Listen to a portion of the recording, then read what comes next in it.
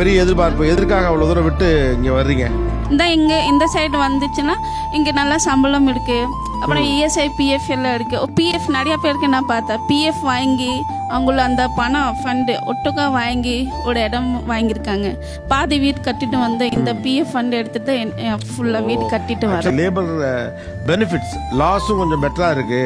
அதே மாதிரி இங்கே வந்து கவர்மெண்ட் ஃபெசிலிட்டி கொஞ்சம் இருக்கு.